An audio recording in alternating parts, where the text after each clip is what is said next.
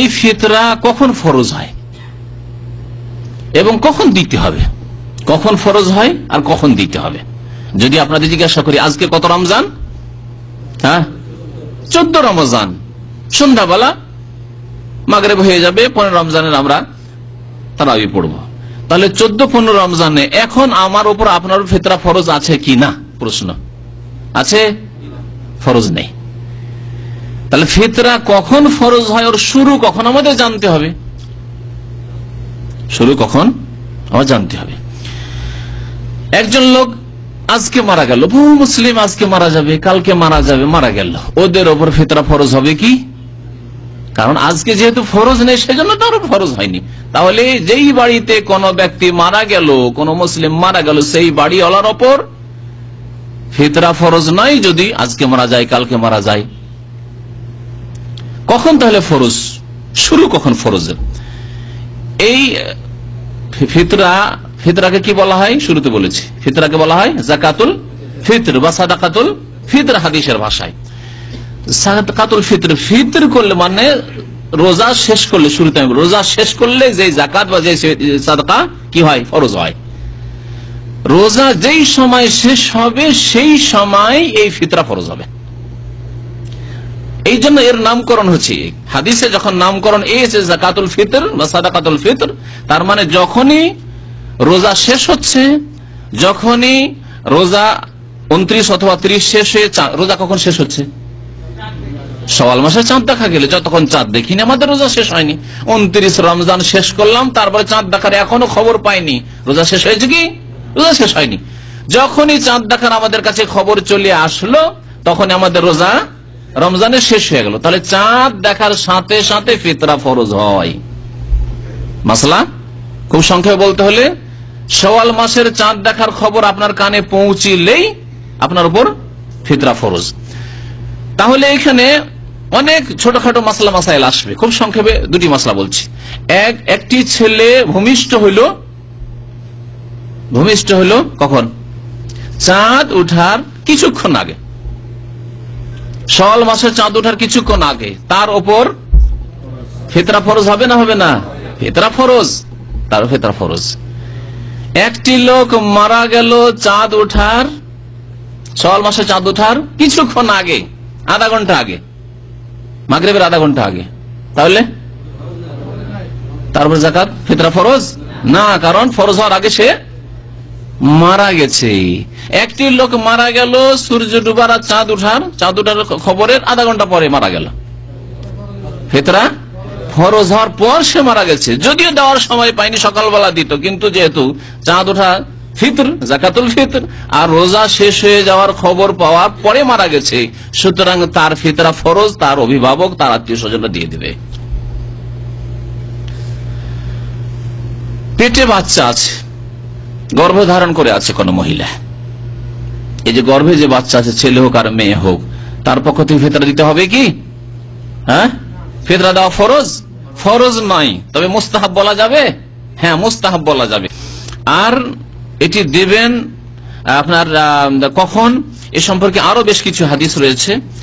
দেওয়ার সময় দুটি রয়েছে, একটা হচ্ছে উত্তম সময়, একটা হচ্ছে জায়েজ সময়। একটা হচ্ছে উত্তম সময় আর একটা হচ্ছে জায়েজ সময়।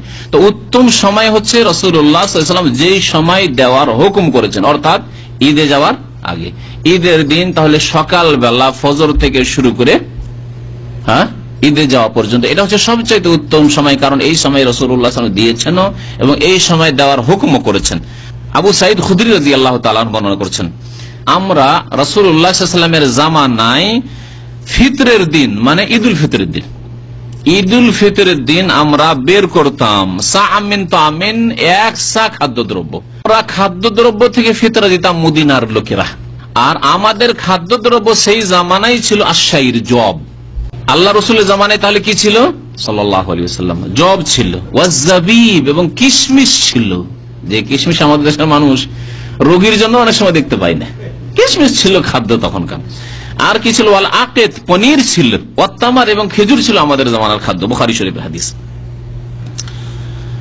তাহলে ওই হাদিস স্মরণ করিয়ে দিচ্ছে, ফামান আদা কাবলা সালাতে ফাহিয়া যাকাতুন মাকবুলা। কেউ যদি ঈদের নামাজের আগে দেয় তাহলে আল্লাহ পাক সেই যাকাত কবুল করে, যাকাত মাকবুল হবে। আল্লাহর কাছে গ্রহণযোগ্য হবে। ওমান আদাহ বাদা সালাহ, আর যদি কেউ ঈদের নামাজ পড়ে এসে ফিতরা দেয় তাহলে ফাহিয়া সাদাকাতুম মিনাস সাদাকা, সেটি সাধারণ দানে পরিণত হবে, সেটি ফিতরা আদায় হবে না। আবু দাউদের হাদিস। জায়েজ সময় বলছিলাম যে উত্তম সময় বলা হইল, জায়েজ সময় ঈদের 2 দিন আগে, 1 দিন বা 2 দিন আগে দেওয়া যেতে পারে। এত বেশি আগে না দিয়ে ঈদের 2 দিন 3 দিন আগে দেওয়া যেতে পারে। 1-2 দিন আগে ফকির মিসকিন পর্যন্ত দেন। তবে আরেকটি মশলা এখানে জেনে রাখা ভালো, আমরা অনেক সময় সরাসরি ফকিরকে দিতে পারি, আজকালকার জমানায় বিশেষ করে সরাসরি গরিবকে দিতে পারছি না, অভাবীকে মাধ্যম দিয়ে দিচ্ছি, মানে ওকিল, একজনকে দায়িত্বশীল বানাইলাম যাকে ওকিল বলে আরবি ভাষায়। আমার ওকালত দিয়ে দিলাম যে ভাই আমার ফিতরাটা আপনি দান করে দিবেন। যেমন অনেক ভাইয়েরা আছেন দেশে, টেলিফোন করছেন বা চিঠি লিখছেন, আব্বাকে বলছেন যে আমার ফিতরাটা দিয়ে দিয়েন। তাহলে ঈদের দিন বলে হবে কাজ? ঈদের দিন বললে আরেকদিন পর দেবে, হ্যাঁ, আপনার জন্য ও চাউলের ব্যবস্থা করতে করতে ও লেট হয়ে যাবে। তাহলে 5 দিন 7 দিন 10 দিন আগে এখন থেকে যদি বলে দেন যে দেখেন আমার ফিতরাটি ঈদের 1 দিন বা 2 দিন আগে অথবা ঈদের দিন সকালে, আমাদের এখানে যেদিন ঈদ হবে সেই দিন সকালবেলা দিয়ে দিবেন, খুব ভালো কথা। 10 দিন 20 দিন আগে বলে দিন, অসুবিধা নেই। কারণ আপনি এখন দিচ্ছেন না, হুকুম করছেন আপনার ওকিলকে, আপনার পক্ষ থেকে যে আদায় করবে তাকে। এইরকমই সরাসরি যারা দিচ্ছেন না, অন্য কাউকে কোন প্রতিষ্ঠানে দিচ্ছেন ফিতরা আদায় করার জন্য, আমার ফিতরাটা আদায় করে দিন, তারা 2-4-10 দিন আগে দিলে কোনো অসুবিধা নেই, কারণ এটা সরাসরি ফকির পর্যন্ত পৌঁছে না। কিন্তু সরাসরি যখন ফকির অভাবী পর্যন্ত পৌঁছিবে সেটা উত্তম সময় হচ্ছে ঈদের দিন সকালে, আর না হলে ঈদের 1 দিন অথবা 2 দিন আগে, কারণ এতটুকুই আগে দেওয়ার প্রমাণ রয়েছে ফকিরকে। ফিতরার পরিমাণ কি আমাদের দেশে কি প্রচলিত আছে? হ্যাঁ বলেন, কি প্রচলিত আছে? টাকাই চলে এসছে, তার আগে ধরেছে, তার আধা সা ধরেছে, টাকা ভুল, আধা সা ভুল, 1 সা দিতে হবে, আর খাদ্যদ্রব্য দিতে হবে। সা এক ধরনের পাত্র হইতো যাতে মোটামুটি 2.5 থেকে 3 কেজি খেজুর আসত। দেওবন্দি বেরেলভি মজহাবপন্থী ভাইদের কাছে কোথায় এসছে দেখেন, এক তো 1 সা থেকে সুন্নত ছেড়ে দিয়ে আধা সা এসছে, আধা সা থেকে আধা সাও দেবো না, এখন টাকা দেবো। ফিতরা ওই ব্যক্তিকে দিতে হবে যার ঈদের দিনের খাবার রেখে, যাতে ঈদের দিনের জন্য ভিক্ষা না করতে হয়, ঈদের দিনের খাবার রেখে ছেলে মেয়েদের, তারপরে নিজের ফিতরা দিতে পারবে, নিজের স্ত্রীর ফিতরা দিতে পারবে, ছেলে মেয়ের ফিতরা দিতে পারবে, সেই ব্যক্তি ফিতরা অবশ্যই দেবে। ফিতরা দিয়ে দিল, তারপরে দেখছেন আমার এই সওয়াল মাসের খরচ জুটছে না, অভাব, তাহলে সে ফিতরা নিতে পারে, নিজের ফিতরা আদায় করে দেবে, তারপর অন্যদের ফিতরাগুলি নিতে পারবে যদি মাসের খরচ তার কাছে না থাকে। তো ফিতরা সম্পর্কে আমার দেশে আরো যেটা ভুল আছে ফিতরা বন্টনের ক্ষেত্রে, যে ফিতরার সিংহভাগ অংশ মাদ্রাসা নিয়ে যায়। কি আহলে হাদিস মাদ্রাসা, কি দেওবন্দি মাদ্রাসা, কি কওমি মাদ্রাসা, কি আলিয়া মাদ্রাসা, কি বেরেলভি মাদ্রাসা, কি জামাতি ভাইদের, এমনকি জামাতি ইসলামী সংগঠন ফিতরা নিয়ে যায়, সংগঠন নামে ফিতরা নিয়ে যাচ্ছে, জায়েজ নাই। কোন সংগঠনকে ফিতরা দেওয়া আর কোন মাদ্রাসায় ফিতরা দেওয়া, মাদ্রাসাতে কিছু এতিম ছেলে থাকে তাদের বোর্ডিং খরচের জন্য খাওয়াবো তাদেরকে, সেটা আলাদা কথা। কিন্তু গরিব ছেলে, দরিদ্র ছেলে আছে না, মাদ্রাসার শিক্ষকের বেতন দেওয়ার জন্য, মাদ্রাসার বিল্ডিং তৈরি করার জন্য, মসজিদ নির্মাণের জন্য ইত্যাদি ইত্যাদি চলবে না।